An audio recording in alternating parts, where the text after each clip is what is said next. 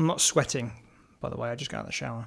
Okay, so I'm super busy working on an upcoming video, but this came across my desk, and I feel like we need a quick session on the couch. This is Keep a Vegan. Oh, I've not even got the epoxy lights on.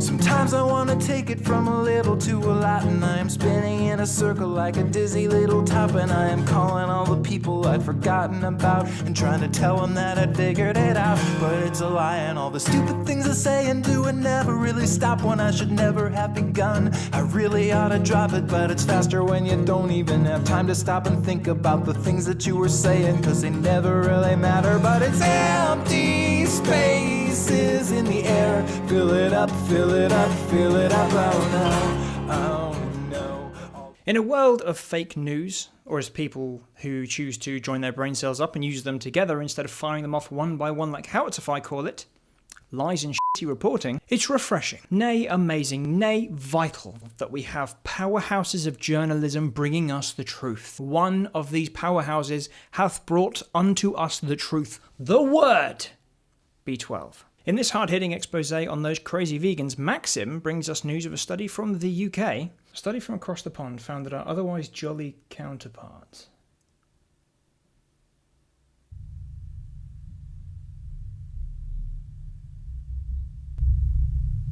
are sadder when they don't eat meat. This study reviewed the eating habits of 10,000 British people and determined that vegetarians and vegans were up to twice as likely to suffer from depression.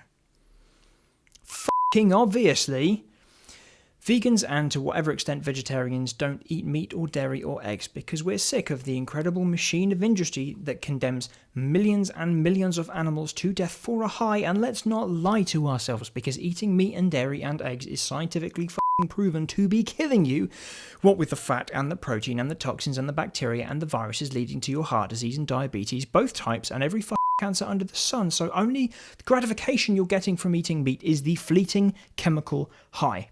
And you wonder why vegans might be more depressed than people who don't know that no, a cow doesn't piss milk for fun, and yes, fish can feel pain and fear actually when you wield mass almost weaponized insensitivity to round up this nonsense article with our theory not being able to eat steak is sad. Of course we're depressed having to deal with this continued attack on our choice not to be a roving thundercunt with how we choose to live, and constantly being under attack by bears finding some kind of incredibly clever fault, as though your choice to suck the pus-laden bovine fertilizer out the tip of a cow is any stranger or less flawed than choosing a carrot over murder. You wonder why vegans get depressed?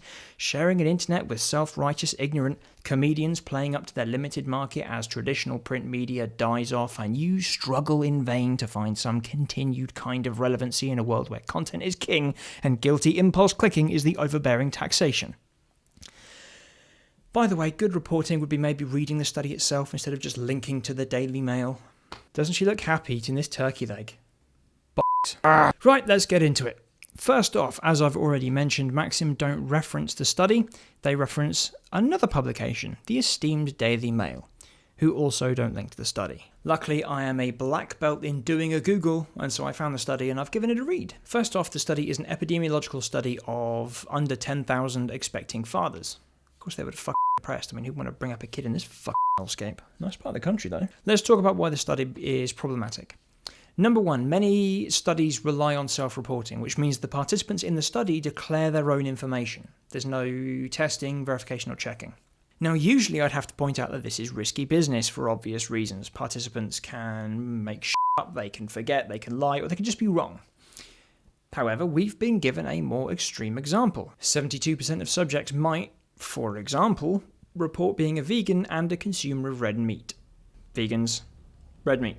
That is in addition to the vegans also eating sausages and burgers and chicken and fish. 50% ate fish. Second, if you've ever been one of those people who parrots the low-carb con artist and shit all over the China study, I want you to join in with me here. Correlation doesn't equal causation. Identifying correlation is probably one of the most meaningful ways we can actually assess the effect of nutrition on a population. Something we'll discuss another time, but the important factor here is that the quality of your data has to be as watertight as possible. See, See vegans eating meat above. Third, let's assume the data being self-reported isn't of terrible quality. The study claims that vegans and vegetarians are more likely to be depressed, though there is no data to indicate that this is the cause. For example, it could be due to eating disorders and body image problems. Half the facts, all the assumptions. 4. There's no medical data. Despite the reporting of both Maxim and the Daily Mail, the study didn't actually check any things like B12. They mention another study where they found that vegans were B12 deficient, but this study doesn't actually qualify what they are saying. The breadth of this study is, we asked some people what they ate and whether they were depressed, and then we went, well, could be this, could be this, could be this, could be this. Could be that people go vegan because they're depressed, because they're sick of being sick all the time, or they want to make a positive change to themselves or the world. It's a pointless discussion anyway because the participants were largely not vegan. There are studies that show that eating a vegan diet helps fight depression like this one, but really this isn't up for debate, right? We know eating the right diet helps make you happier.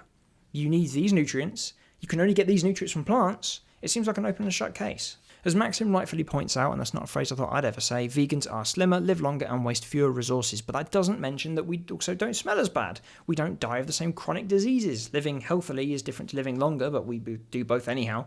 We have more energy, and you know what? It might get depressing looking at the world for the horror that it is, but contentment is a whole other thing. When a meat eater hits 40-45, starts to get chest pains or blood in the toilet or shortness of breath or you just can't sleep, the diabetes is setting in, you can feel the sugar eating at the back of your eyes, just remember there is a way out. Save the planet, save the animals, save yourself. Go vegan. Like I said earlier, big video coming very soon, so don't forget to subscribe. If you like what I do here, head to the Patreon and join the cult. BYOB 12. These adverts are pissing me off, I keep flicking at me.